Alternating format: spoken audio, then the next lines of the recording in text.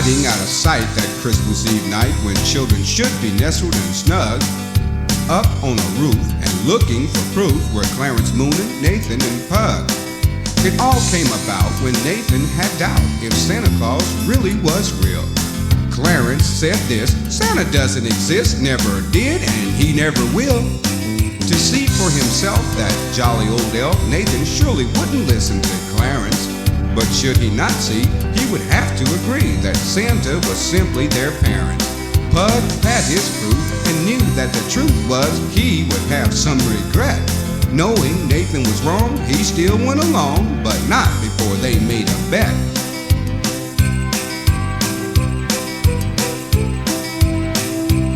Pug suggested inside was a good place to hide. It's warmer and near to the tree. But his words in vain as Clarence explained why the roof was the best place to be. He said, let's not forget that nobody yet can explain how Santa's so slick. Crawling down a chimney? Come on now, really, why would you want to miss such a trick? To see with your eyes a reindeer that flies would surely be worth the risk. So, what's to lose? And you may even prove that your Santa Claus really exists. Pug said, okay, since you put it that way, then he asked Clarence, what about you? As strange as it sounded, Clarence said, I've been grounded at least until I turned 22. After Clarence was gone, they sat there alone, just thinking of something to say, while the children in bed had dreams in their heads of the things kids get Christmas Day. Like a handful of treats, candies, and sweets, more cookies than they'd ever eat. There'll be corn on the cob, cups of eggnog, and a choice between two kinds of meat. Of course, there'll be toys for girls and for boys waiting down under the tree. Boys wishing real hard for a Pokemon card, the girls for an NSYNC CD. Later, outside, with patience and pride, they'll build a snowman in the yard. First one and then all will throw a snowball and continue till one's thrown too hard. Carolers will sing, church bells will ring, both holding its natural beat. On the hilltop they'll play, riding their sleigh until it's time to go eat.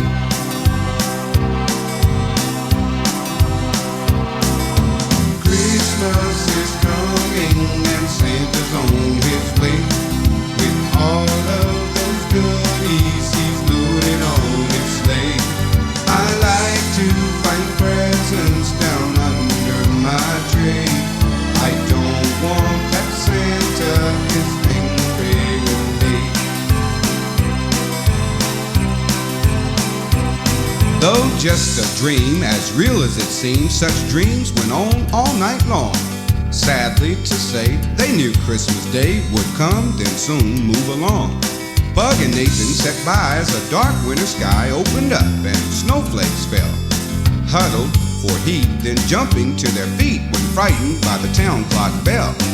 Cold enough to leave and shaking at the knees, Pug knew his shaking was fear. He thought the risk we're taking, both me and Nathan, if Santa finds us hiding up here. And if we're seen, though Santa's not mean, it won't matter what he may bring. We'd pay the price. This is naughty, not nice. We won't get one single thing.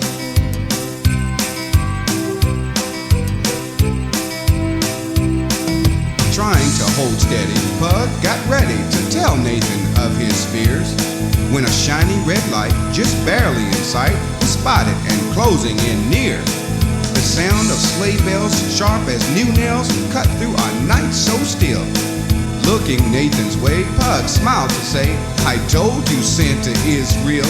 Lying flat as a dime, and just in time, they moved themselves out of sight.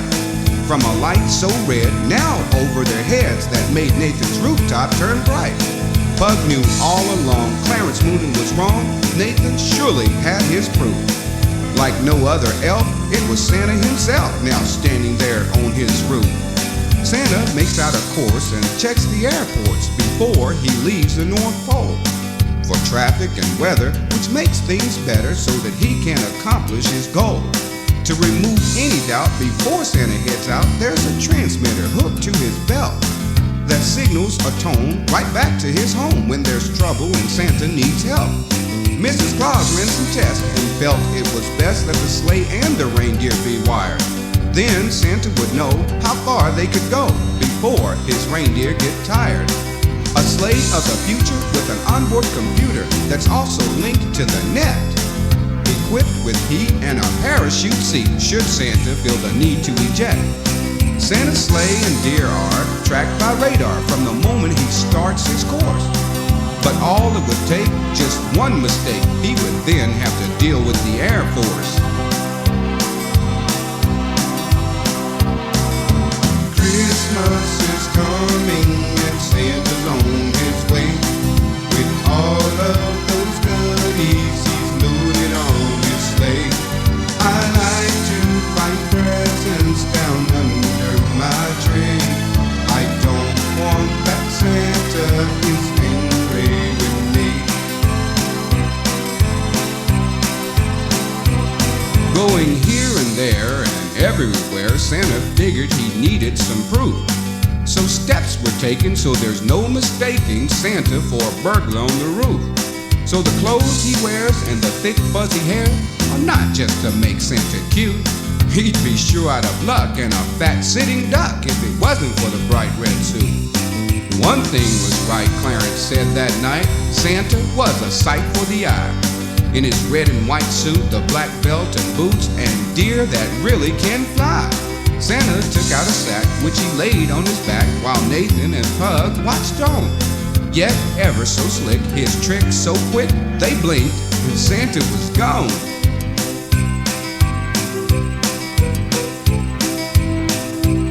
Pug then felt fine and said, "It's time to make our clean getaway." Nathan said, "Hold on, since Santa is gone, I'd like to get a look at that sleigh." The shock and surprise was clear in Pug's eyes as he looked at Nathan so strangely. He didn't even blink as he said, "I think Santa is going to be angry." With nothing to say, Nathan walked on away. Pug didn't know what he should do, because even he really wanted to see the sleigh and the reindeer too. Just going along would prove to be wrong, like the words Pug felt he should say. "We're just looking in it, but for only a minute, that's as long as I'm willing to stay." Without a clue, neither one of them knew their troubles had only begun. For as they got near to Santa's reindeer, the deer started thinking to run. "It should be neat to sit on the seat," said Nathan, wanting Pug to be bold. "Just for the heat," he went on, "before you walk home, that way you won't be so cold. Just think how the heat would warm up your feet from the top right on down to the sole. Plus how Clarence would feel when you say Santa's real and there is heat at the North Pole." Pug, now really tense and not so convinced, said, "Okay, then we'll both get on. Just for a minute, maybe two, and only so you will shut up and let me go home." Like no other treat, sitting on Santa's seat, it was more than enough to please Pug. But calling deer names, Nathan reached for the reins. He grabbed them on Prancer, then tugged. Everything changed and tugging those reins was the worst idea yet. Santa's frightened reindeer, already in fear, took off like a high-speed jet. Both boys gave a scream as the reindeer team went up with a brand new crew. Still screaming in fright and holding on tight was all those boys could do. Holding on while zipping along as the sleigh bells jingled their sound. They were helpless and stuck as the sleigh went up 1,000 feet above the ground. Now who only knew as the reindeer flew much faster with much less weight, just how much time until they may find themselves clear out of the state. Making that choice sent them out on a course now totally out of control. Well out of hand and for sure not the plan, Santa made back at the North Pole. Fearing danger Earth, a combat alert was ordered back here on the ground. All in all, the Air Force was called to go up and shoot something down. Had the boys only known that the sleigh had a phone, then they would have been able to show that there's nothing to fear, it's only them and the deer, and not some UFO. With a bag in his fist, Santa rechecked his list before heading out for the next home. But he stood in surprise when he soon realized that his sleigh and the deer were gone. Santa said to himself, "I've got a curious self," then pulled out a shiny tin case. Now in need of a ride, he pressed a button inside. He knew there was no time to waste. If they knew that it was only Nathan and Pug up there in that runaway sleigh, the Air Force wouldn't have, though most likely mad, sent fighter jets racing their way. Pug's mind would carry just one other worry, as everything happened so quick. With all the reasons he had, Santa's sure to be mad when he finds out Nathan got sick.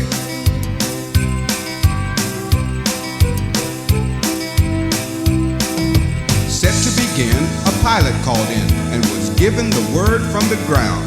Let's not take a risk with something like this. You are clear to shoot that thing down. Once the jets reached the stage where it's best to engage, the missiles were programmed to track. There'd be a short tone once the missiles locked on, and then they would start the attack. Needless to say, they really needed a way to get those reindeer to stop. Some motion or sound that would turn them around and head back to Nathan's rooftop. But soon out of time, no ideas in mind, big trouble still moving in fast. Who would believe that that Christmas Eve was moments from being the last? Those jets turned round after a pilot called down. Control, there's a small jet up here. Santa's off to my 9, and he's holding a sign that says, "Please don't shoot my deer." With relief on his face, Santa opened that case and pushed a small button marked tone. An ultra-high sound made those deer turn around, then fly back right to Nathan's home. Thinking, what will he say as they stepped off the sleigh, first Nathan, then followed by Pug. When Santa returned in a voice that was firm, he asked, "What were you boys thinking of?"